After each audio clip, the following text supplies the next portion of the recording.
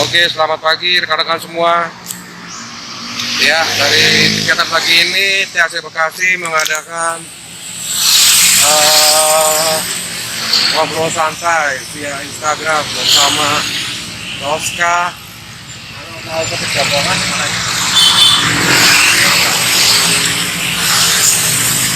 Kita pagi ini mengadakan ngobrol santai bersama THC Indonesia.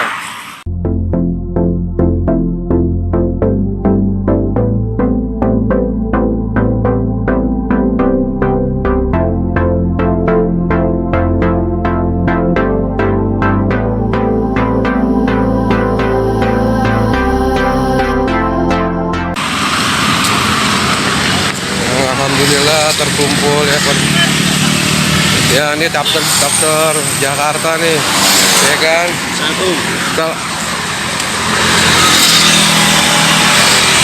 Itu juga daftar dari Bekasi, mohon izin.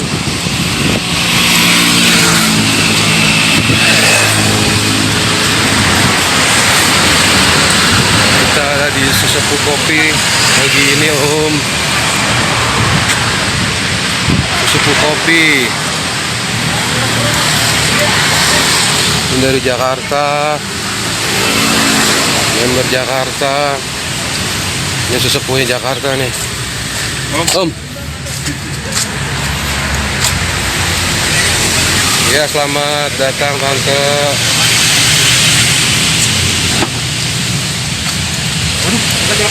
Aduh, sorry Om. Kagak.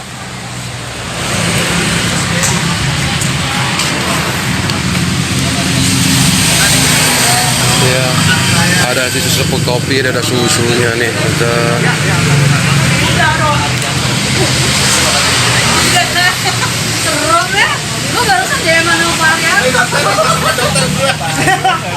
Ini kegiatan pagi ini di Bekasi, ya kan?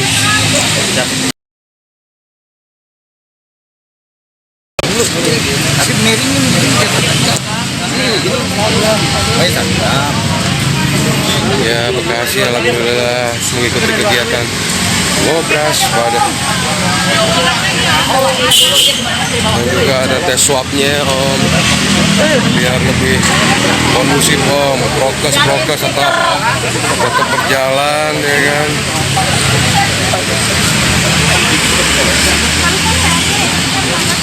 Dalam apa tantenya. Halo. Ini dari Tangerang, Om. Halo. Ini dari Tangerang nih. Keliling. Ini dari Bekasi. Ini dari Kalsel nih ya, Om Reza. Ya. Ini Om Didin biasanya nih, Didin ya kan. Ini dari TK ini Karya Bangsa nih, ya kan. Ya kan? Nah, ini tim lucu nih, ya kan. Oke.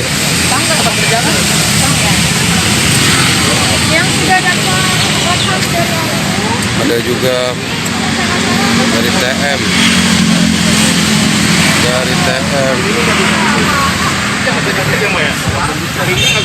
Alhamdulillah rame.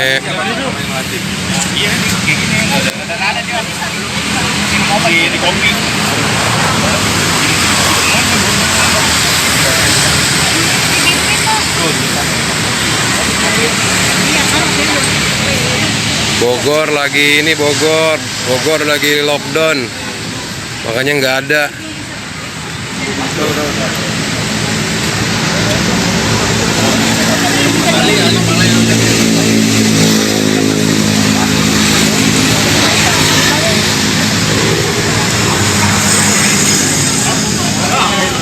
Ini ada Opa Didi nih, Opa Didi nih, mantap.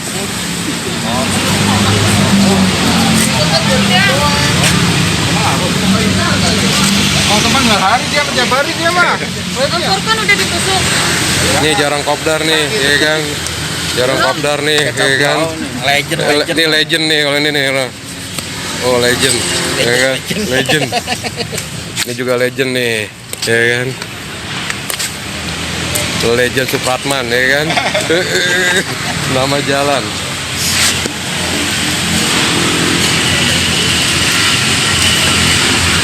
Aki-aki ya nih ada nih Om, ada Mope ya Om, selamat bergabung Om Mope. Nih kecap Jakarta nih, Om Haji nih baru datang.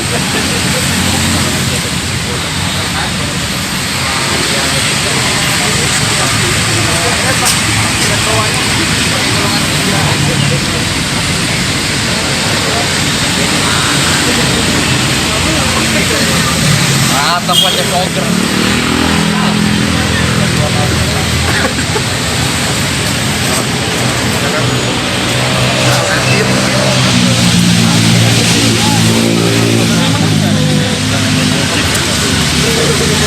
Oke ya, kita udahin dulu, nanti kita terusin sampai ketemu lagi di info selanjutnya.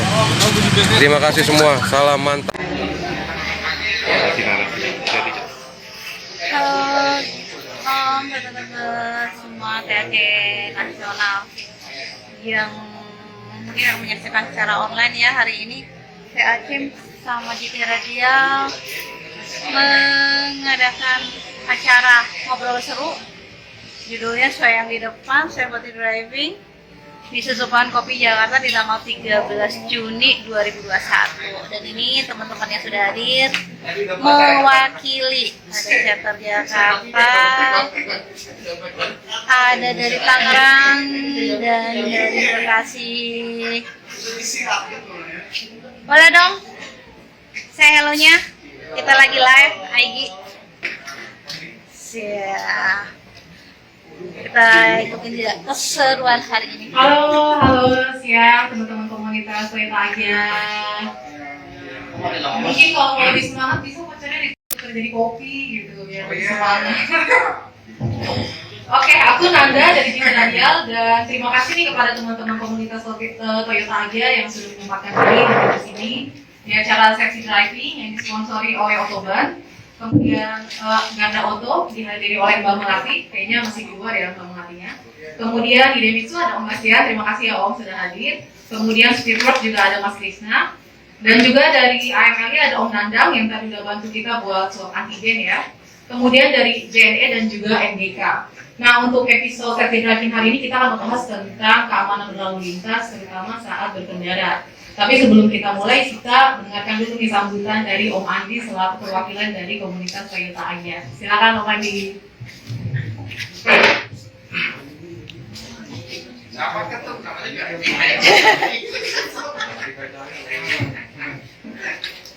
Assalamualaikum warahmatullahi wabarakatuh. Salam sejahtera untuk kita semua. Saya sampaikan permohonan maaf sebelumnya dan salam dari Ketua Umum TAC Nasional Om Andi Musafir yang sebelumnya dia tidak bisa hadir dikarenakan ada tugas dinas yang tidak dapat ditinggalkan. Perkenalkan, nama saya Andi Afrianto, saya salah satu pengurus TAC Nasional di bidang event. Terima kasih kepada Siti Raja untuk acara hari ini dengan tema Safety Driving. Terima kasih juga kepada teman-teman TAC, khususnya Chapter Jakarta, Chapter Bekasi, dan Chapter Tangerang yang telah hadir secara langsung. Mohon maaf sebelumnya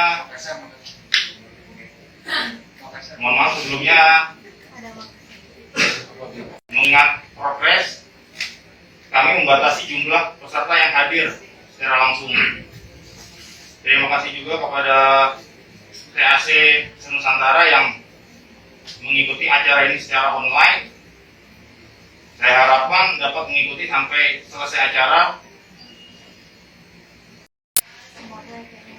Akhir kata, semoga acara ini dapat menjadi wawasan dan tambahan kita saat berkendara. Kurang lebihnya mohon maaf. Wassalamualaikum warahmatullahi wabarakatuh. Waalaikumsalam. Oke, terima kasih banyak Om Andi sambutannya. Nah, tanpa perlu berlama-lama lagi, kita langsung mendengarkan saja ya safety driving langsung oleh Om Son Susmana. Silakan. Om.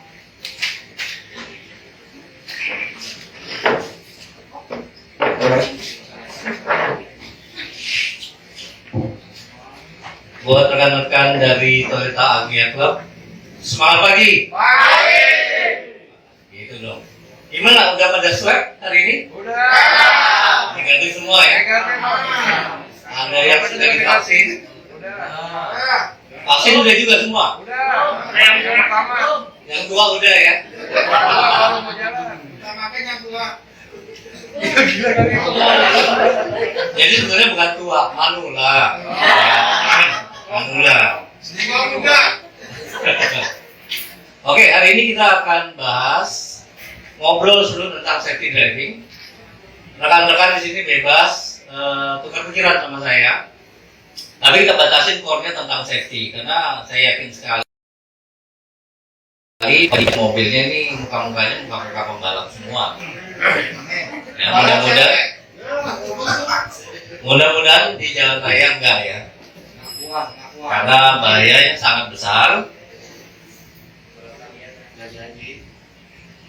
Oke, ini harusnya di ini dulu ya. Mana Om Didi? Om? Ya? Tadi udah ya? Semua udah? Oke, kita lanjutkan. Jangan lupa teman-teman diisi. Nah, yang belum kenal saya, ini saya. Nama saya Sony Susmana. Saya menjadi instruktur sejak tahun 94. Walaupun background saya bukan otomotif. Sebetulnya saya adalah dari teknik arsitektur. Kemudian orang tua saya membolehkan saya masuk ke dunia otomotif kalau saya benar-benar sudah lulus. Jadi waktu itu saya waktu masih muda ya, bandel-bandel ikut training di Star Mercy.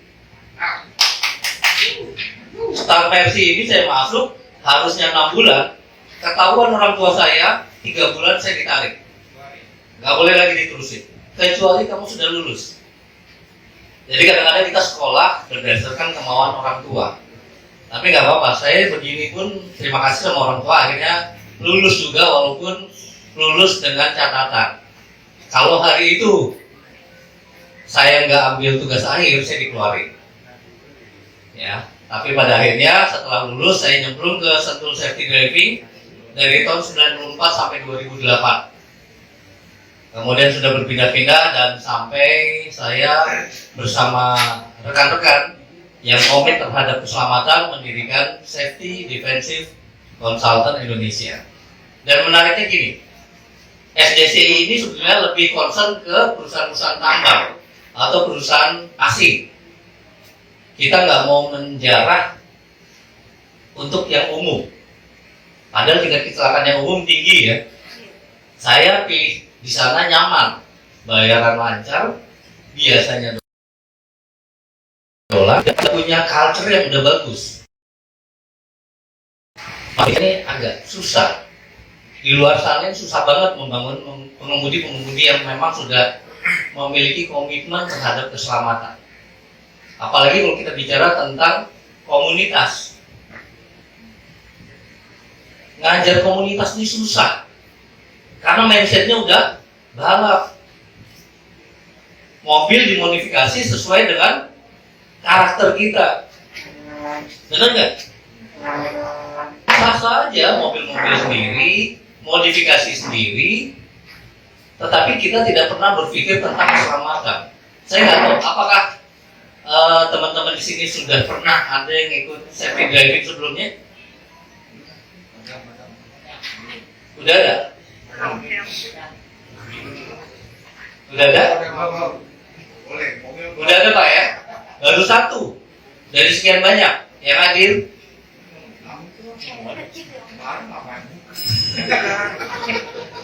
Satu orang yang sudah pernah ikut safety driving atau sudah paham tentang ilmu safety driving harusnya ditargetkan dalam satu hari dia menularkan 10 orang.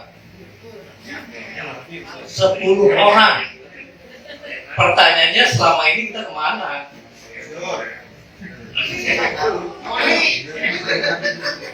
Kemudian parameternya lagi, tingkat kecelakaan kalian gimana? Rendah apa enggak? Rendah. Rendah. Rendah. Tidak ada kecelakaan? Tidak ada serempetan? Serempetan lah. Serempetan ada. Biasa perempuan itu ya. Wajar. Perempuan itu harus didahulukan, Pak. Kalau nggak didahulukan dia ngambek kacau. Ya. Oke. Berikutnya kita bahas tentang ruang publik. Rekan-rekan harus tahu bahwa jalan raya ini adalah milik bersama. Setuju ya? Dan jalan raya ini didominasi oleh kendaraan bermotor. Sekarang ditambah lagi pesepeda. Nggak apa-apa kalau sebagian dari kita memang naik sepeda. Tujuannya bagus, sudah olahraga buat kesehatan. Tetapi membuat orang marah, menambah kecelakaan. Kemudian kadang-kadang kalau tabrakan, yang paling kalah adalah pesepeda. Semua itu sudah diatur, sepeda ada di lajurnya. Tetapi kadang-kadang menggunakan lajur yang dipakai oleh kendaraan bermotor. Semua boleh pakai, tapi ada aturannya. Tanpa aturan, tanpa etika, kecelakaan makin naik. Nah, apa modal teman-teman di sini ketika menggunakan jalan raya? Kalau kita bicara safety aja nggak cukup. Tapi safety yang seperti apa? Waspada. Halo? Waspada. Yang waspada? Lihat rambu-rambu. Lihat rambu, tertib lalu lintas, apa lagi? Mempersiapkan mental. Artinya gini, kalau berantem kita jago-jagoan atau gimana? Ngotot-ngototan? Istighfar. Istighfar ya. Itulah orang Indonesia. Bukan TAC ya. Kalau TAC di sini baik-baik semua, saya lihat mukanya. Ada mukanya muka pembalap aja. Tetapi kita harus punya modal ketika kita sudah ada di jalan raya. 3 hal yang rekan-rekan harus kuasai. Yang pertama adalah tidak menjadi pemicu. Yang seperti apa? Tidak jadi pemicu. Misalnya di sini paling sering sekali kan, rem mundur. Iya kan? Atau ngetes rem. Kita nggak senang disusul, sehingga kita menyusul orangnya di rem. Siapa yang seperti itu?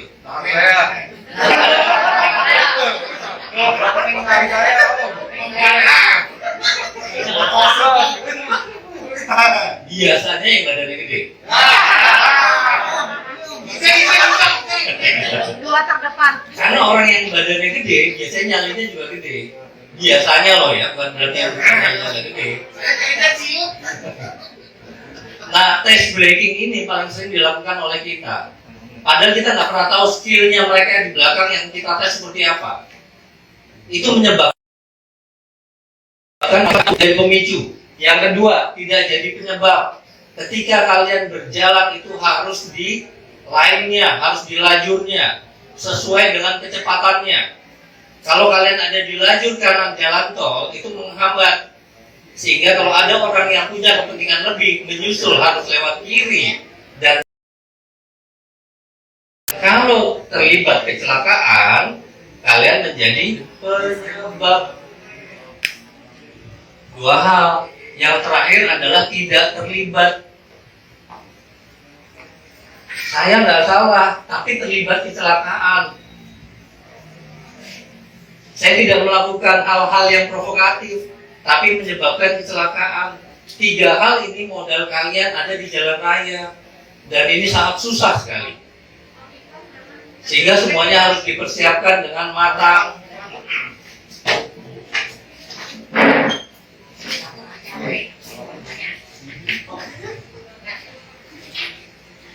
Berikutnya adalah kita harus mempersiapkan skill kita. Ada 2 skill, yaitu soft skill dan hard skill. selama ini kita mengemudi, mengambil SIM itu hanya mengandalkan hard skill. Setuju ya? Nggak pernah berpikir tentang soft skill.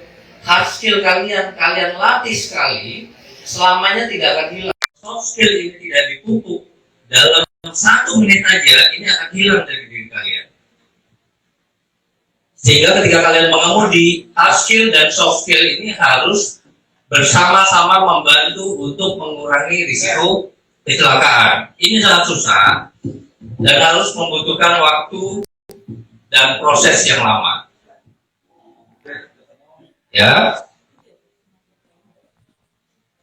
Berikutnya kita bicara soal level driver. Saya nggak pernah tahu, tapi yang tahu level driver adalah kalian sendiri, teman-teman sendiri. Bukan dari grade SIM. Kita tahu SIM sekarang mau bisa lagi. SIM C, SIM 1, SIM 2. C1, C2. Untuk meningkatkan kompetensi katanya. Jangan-jangan nanti SIM A-nya juga di SIM A. A1, A2. SIM A buat mobil kecil, LCDC. SIM 2 buat mobil yang lebih besar, model mobil sport, SIM A2. Setuju nggak kita dengan pembagian SIM? B1 umum khusus memang. Karena itu untuk kendaraan besar. Memang itu dilihat dari cara berkendara yang berbeda ketika bawa truk dan bus.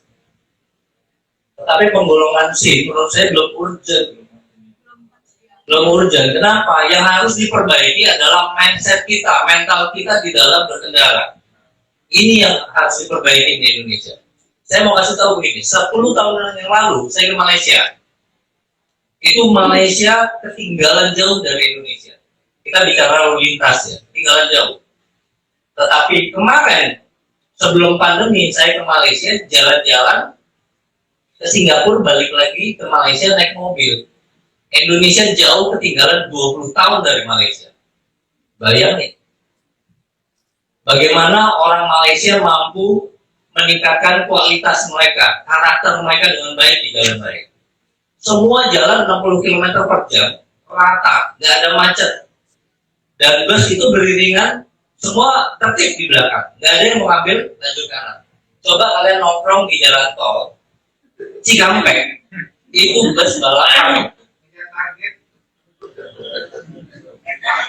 Kita nggak pernah tahu yang salah di mana, tapi mereka melakukan kesalahan di jalan raya dengan alasan apapun. Ini yang nggak boleh. Akhirnya kita yang jadi korban. Dan saya harus bilang bahwa mobil-mobil LCGC, mobil kecil, ini oleh mereka tidak dilihat. Apalagi mobilnya sistem rangkanya travel zone. Sekali tabrakan memang dibuat remuk. Bukan itunya sih memang, tetapi maksudnya saya, kita memang harus memastikan bahwa kita berkendara ini aman. Ini yang susah. Saya tidak nakut-nakutin, tetapi saya sudah pernah terbalik 7 kali. Dan dari 7 kali saya terbalik, itu yang luka, yang cedera bukan saya, penumpang. Tapi sejauh mana kita sudah menomorsatukan penumpang? Siapa yang VIP di mobil kita? Kamu? Semua? Yakin? Kalau semua, apakah penumpang di belakang pakai safety belt? Wajib. Harusnya, tapi nggak pernah. Kita hanya takut sama hukum yang pakai safety belt depan sama di samping. Katanya sayang anak, sayang istri, tapi anak dibiarin di belakang duduk nggak pakai safety belt. Selama ini kita ngomong safety itu kan hanya masuk kuping kanan, keluar kuping kiri. Setuju nggak? Setuju. Ada apa di dalam mobil? Ada apa? Sebagian ada, sebagian enggak. Yang paling gampang lah, ada P3K enggak? Ada. Dibuka pertama kali mobil itu beli. Iya. Dan sampai sekarang kita nggak tahu isinya ada luar atau enggak. Iya kan? Hanya kita nggak mau rugi. Mana P3K? Nih Pak ya ada. Mana karpet? Ada. Ada film ada. Tapi safety belt nggak pernah dicek. Di mana kita ngecek safety belt? Bapak klik, cek, terus pencet release, cek dia harus lompat. Nggak pernah dicek. Mau seret, mau enggak, yang penting gue nggak ditilang. Itulah Indonesia. Sekalian nggak usah beli safety, nggak usah pakai safety belt. Di Tanah Abang ada yang jual tuh Pak kaos, tapi gambarnya safety belt. Itu nggak ditilang gitu. Ya, itu kita ngomong safety itu cuma slogan. Masuk kuping kiri, keluar kuping kanan, tapi tidak pernah dipraktekin. Begitu nanti sudah kecelakaan baru nangis bombay biasanya. Katanya saya istri tapi tidak pernah melakukan pengamanan terhadap mereka. Ya, mudah-mudahan ini bisa menjadi perbaikan buat kita ke depannya. Berikutnya, sering berjalan keluar kota, jalan jauh ya. Katanya mengemudi adalah aktivitas yang paling kompleks. Artinya semua anggota tubuh kita bekerja di dalam mengemudi. Tangan, mata, mulut, kaki, telinga, semua bekerja. Dan menurut saya itu benar. Itu yang paling susah. Pekerjaan yang paling susah dalam mengemudi. Butuh fokus, butuh konsentrasi 100%. Tapi kita nggak pernah bangga jadi pengemudi. Benar ya? Semua dianggap sepele. Pekerjaan yang berhubungan dengan nyawa itu mengemudi. Nggak ada kita nulis, kita jahit, kita melakukan apa-apa, nggak ada itu nyawa kecil. Tapi mengemudi berhubungan dengan nyawa orang lain. Dan itu nggak pernah kita pikirin. Ketika kita sering berkendara jarak jauh ataupun jarak dekat, kita harus memiliki kondisi prima. Kondisi prima yang seperti apa? Pastikan istirahat cukup. Pastikan makanannya cukup. Tidak berlebihan. Tidak kurang. Minumannya juga air putih. Jarak jauh kita boleh nggak minum kopi? Jarak jauh kalian keluar kota boleh nggak minum kopi? Boleh, kan beli duit sendiri. Kalau ditanya aman atau enggak aman. Tapi kalau boleh, boleh. Ya, silakan kalian minum kopi, tetapi kopi, stimulan segala macam bebas. Tetapi ingat, itu bisa menipu kita. Bisa menipu. Kita bisa berhalusinasi, kita bisa pura-pura ngantuk atau tidak ngantuk. Tetapi pastikan kalau kita mau fokus, kalau kita sayang, kalau kita komit terhadap keselamatan, kita harus minumnya air putih. Kenapa air putih? Supaya sirkulasi di dalam tubuh kita lancar. Makan padang boleh nggak? Boleh. Mau duit sendiri kan? Ya. Oke, kita bahas lebih dalam lagi tentang kendaraan. Mobilnya apa? Agya ya. Yang paling susah dari kita mengemudi Agya itu apa? Kita sama-sama pernah. Saya pernah punya Agya. Tapi saya nggak nyaman duduk di mobil Agya. Siapa yang tingginya di sini 172 ke atas? 172. Oke, Mas, yang nggak nyaman dari Agya. Jangan aja. Kita bicara safety ya. Ada yang komplain tentang Agya? Saya bilang nih ya, ukuran tinggi saya 174. Saya harus modifikasi jok saya itu dengan ketinggian 4-5 cm. Sehingga saya bisa melihat atau menjangkau keluar dengan benar. Dengan seluas-luas. Yang kedua, depannya juga diganjel supaya ininya enggak gantung. Benar nggak? Keseluruhannya udah benar. Bahan bakarnya dari Bekasi ke Semarang, mobil saya Matic itu 100.000 pakai premium. 100.000, mana ada yang ngalahin mobil lagi? Bekasi, Semarang, dan sampai di sana tuh masih ada 2 bar. Jadi kan kita bicara cuma ke kiritannya aja. Kenyamanannya berarti harus om penuhin dong. Di sini siapa yang bukan paling tua ya, paling senior? Siapa paling senior?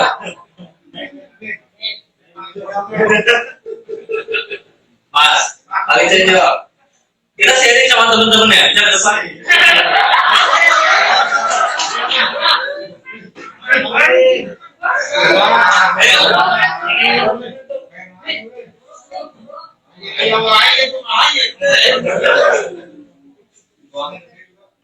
Oh, siapa namanya? Om Amin. Silakan Om. Anggap Om ini duduk di mobil Agia. Asik. Udah berapa tahun ya? 3 tahun. 3 tahun. Teman-teman ini bawa Agia Zero, tapi harus dikasih informasi. Ketika mengemudi Agia, sitting positionnya seperti apa, dan posisinya seperti apa.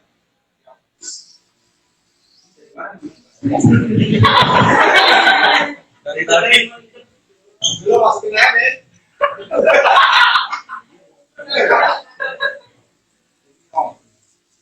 gini apanya? Ini posisi yang kita biasanya ya kalau sebelum masuk mobil ya. Kadang kalau habis dipakai sama orang atau gimana, kadang kan satu dari jok dulu. Kadang kan kurang maju apa kurang mundur gitu ya. Itu sama. Jadi itu agak tetap tidak kan, kalau ini kan nggak ada setelan ininya ya. Steering. Ya, ini nggak ada. Mungkin sedikit sudah cukup Pak. Ya. Terus tangannya? Silahkan kayak gini. Kenapa begitu tangannya? Kan kita imbang nih, kadang kalau kita kasih kayak gini.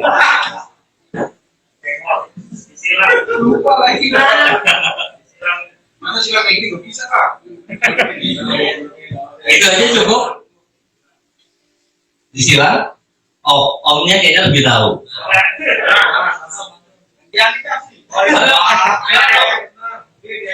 Kita harus sharing. Karena ini kan judulnya adalah ngobrol santai tentang safety driving. Om Aji, namanya Om.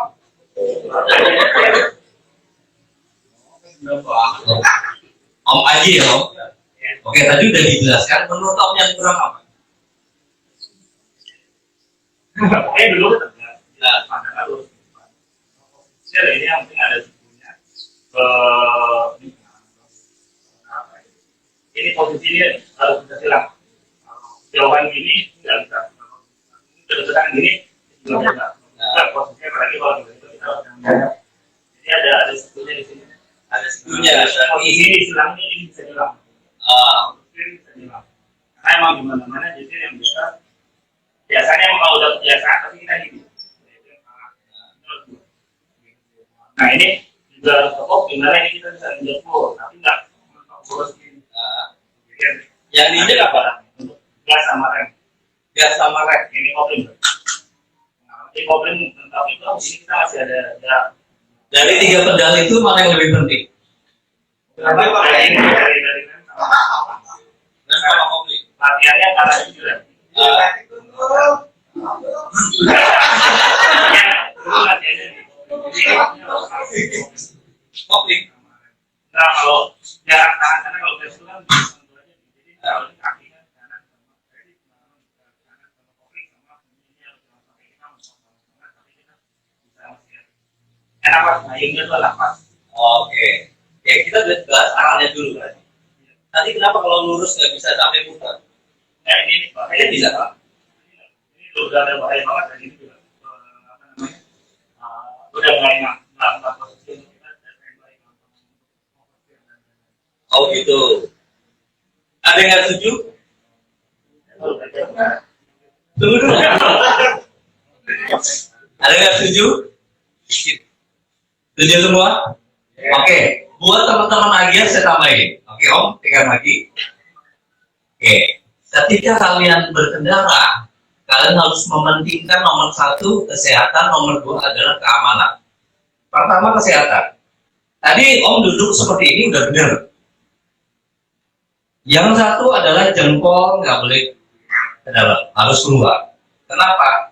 Supaya tidak mengunci ketika harus mengantisipasi.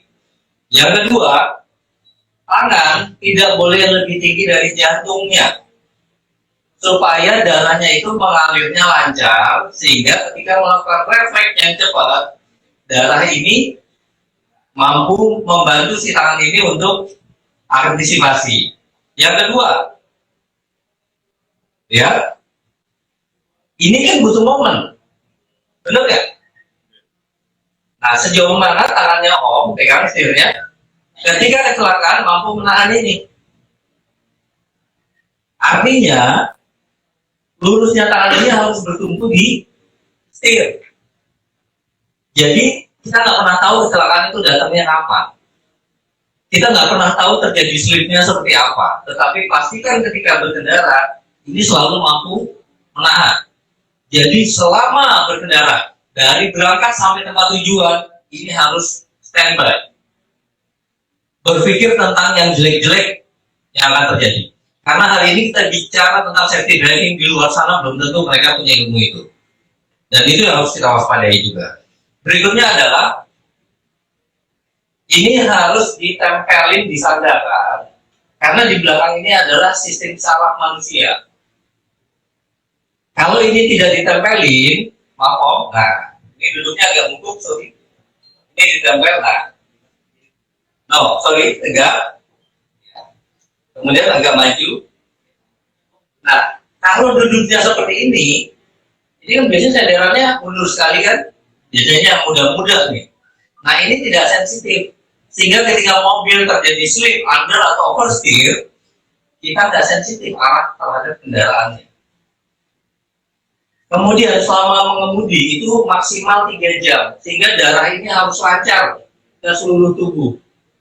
Tumpuan badan 75% terhadap center of gravity dari pinggulnya. Ya.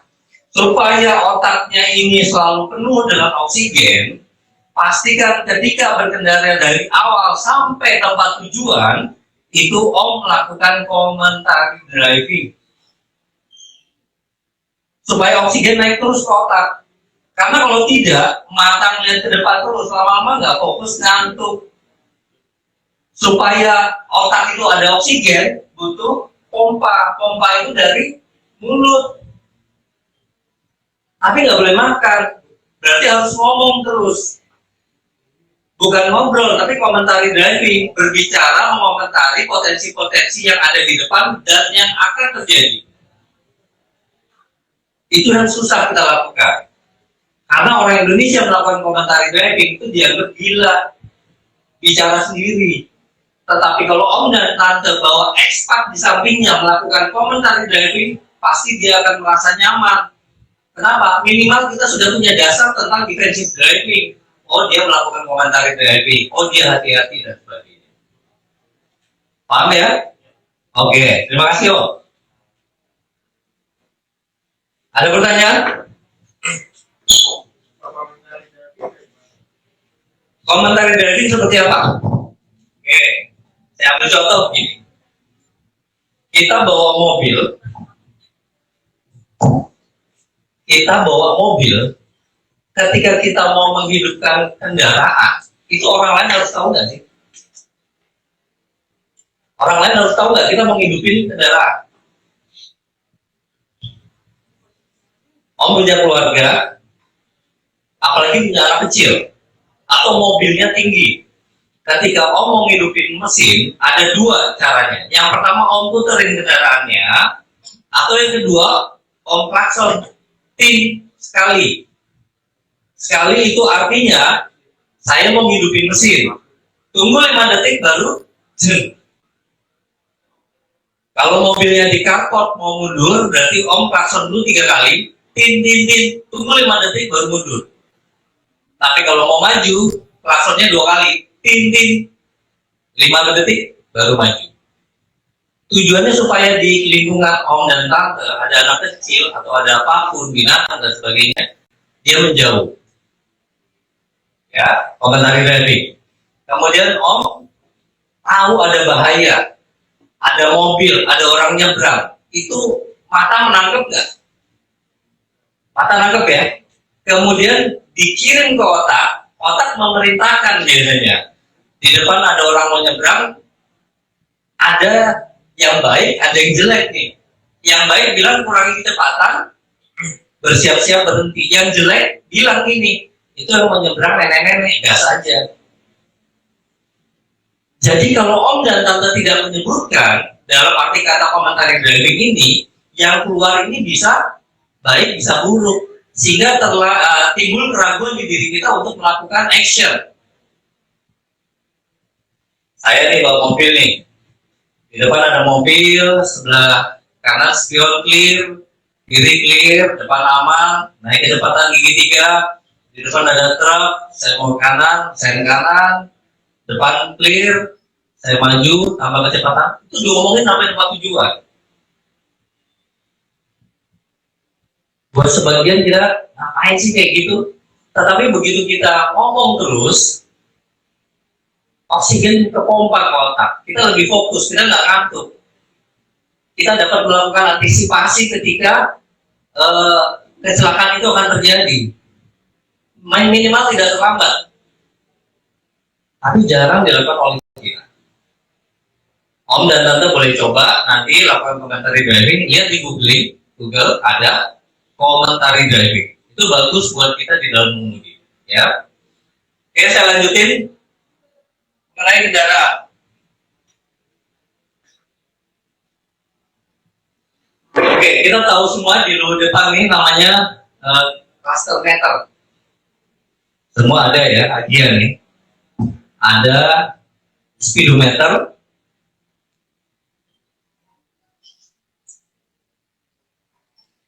Nah, yang satu sebelahnya ini namanya apa?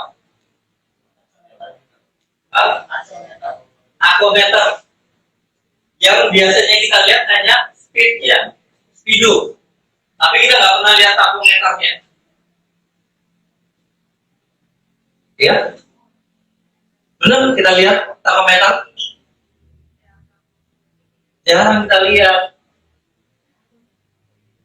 Yang penting kecepatannya bisa sampai 100 di jalan tol. Ini yang jadi masalah. Kita tahu kondisi kendaraan kita, mobil Om dan Tante dari cluster meter. Jadi pastikan semua fitur-fitur yang ada di kendaraan itu tidak hanya terpasang, tapi berfungsi. Dari mana? Dari cluster meter.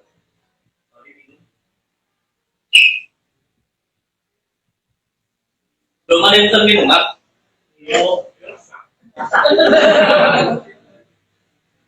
Oke, ada airbagnya semua. Airbag yang ada di mobil Agia itu terpasang atau berfungsi?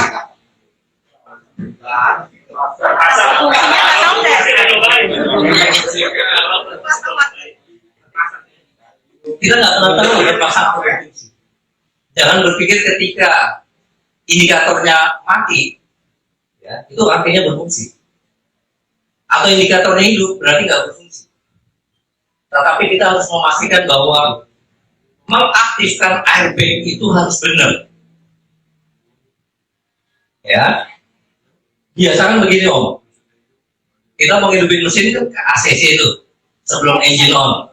Begitu ACC semua fitur-fitur keluar di cluster meter. Yang biasanya mati terakhir itu adalah airbag. Benar nggak? Tapi semua pasti mau mati mau enggak di cluster meter dikirim. Benar nggak? Itu listrik lagi mau ngaktifin airbag, begitu Om dikirim balik lagi. Jadi kita nggak pernah tahu. Begitu kecelakaan, kebentuk cek airbagnya nggak nyala. Kita nyalain APM. Kacau nih Toyota nih, nggak bener. Padahal kita yang bikin itu nggak berfungsi. Bagaimana dengan yang push start button? Om pencet sekali, cek, bunyi gitu kan? Kedua kali, cek, dia bilang injak pedal. Benar nggak? Tapi yang kedua itu keluar tuh. Begitu keluar, baru yang ketiga om pencet. Ding. Tapi kalau kita enggak, injek rem, ding. Semua ada aturannya. Tapi balik lagi, kita hanya mampu beli mobil. Manual book aja nggak pernah dibaca kan? Ada yang baca manual book? Nggak ada. Sama kayak beli handphone. Manual booknya simpan di dalam box, cek, bersih, rapi. Kalau dijual lagi masih tinggi. Manual book, om punya tante punya ini pasti rapi semua.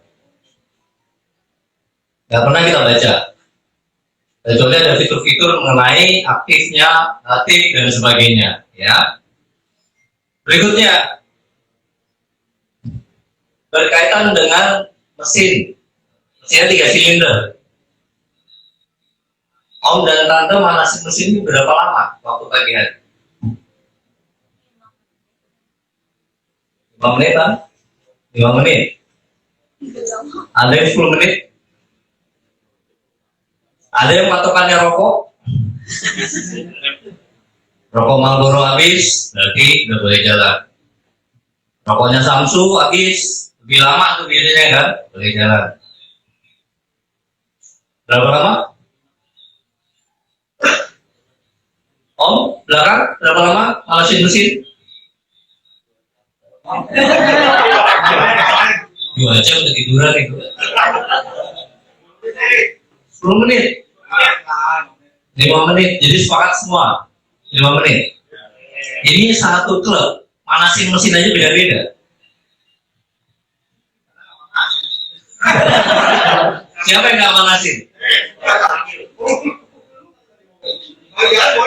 Hah?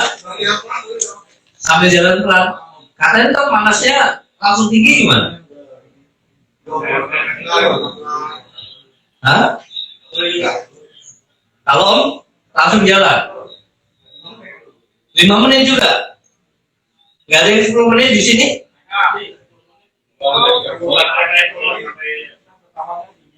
Hah? Sampai turun itu nggak sampai 5 menit dong.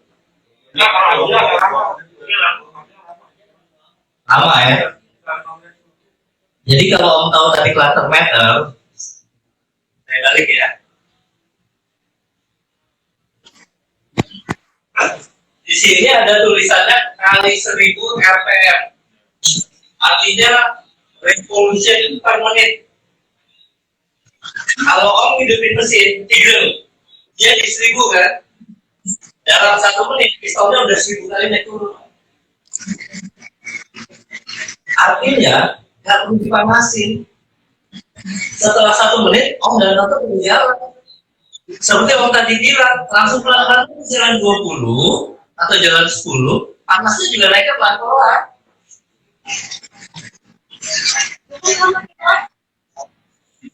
Ya kan?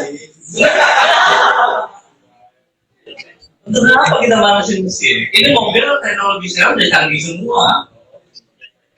Dan itu harus kebiasaan kita lama masih kita lakukan.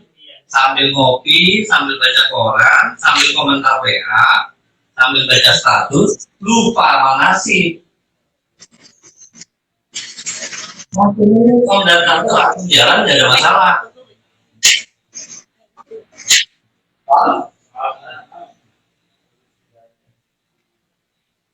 Oke, ini juga modifikasi, hati-hati. Data yang saya dapat dari polisi itu dalam 1 minggu di DKI itu terjadi 2 kebakaran.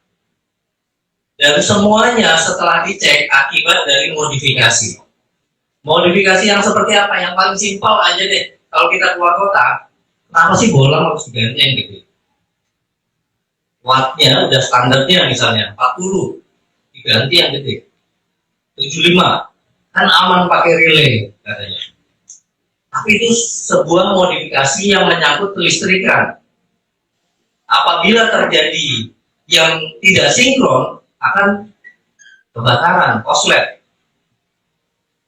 Sepele kita lakukan, tapi itu bisa berdampak fatal.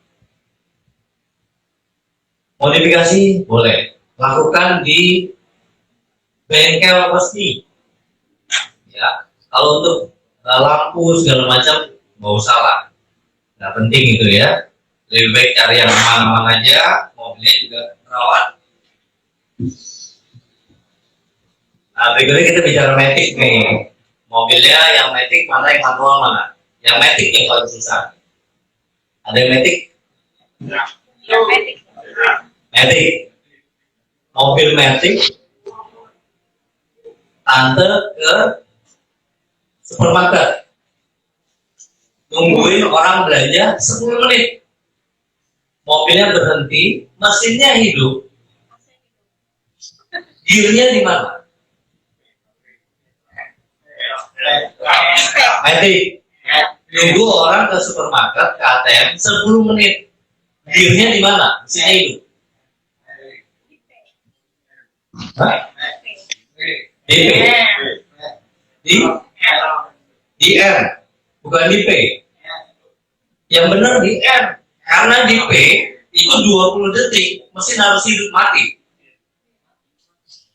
20 detik mesin harus mati. Dan P sama parking sama berhenti ini dua hal yang berbeda. Parkir itu mobilnya harus mati mesin dan penumpangnya nggak ada, pengemudinya nggak ada. Kalau berhenti itu mesinnya hidup. Mobilnya matic, kemudian waktu berhenti antara parking brake sama P mana yang duluan? Lagi jalan berhenti, mesinnya mau mati. Yang diaktifkan duluan parking brake atau gearnya ke P?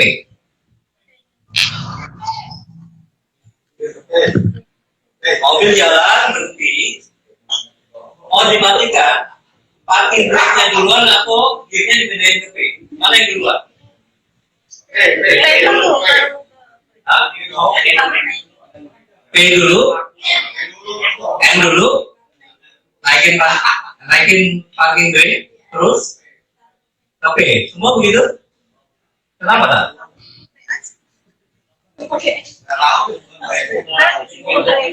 Berarti ini dibedain ke P, lalu tarik ke tangan.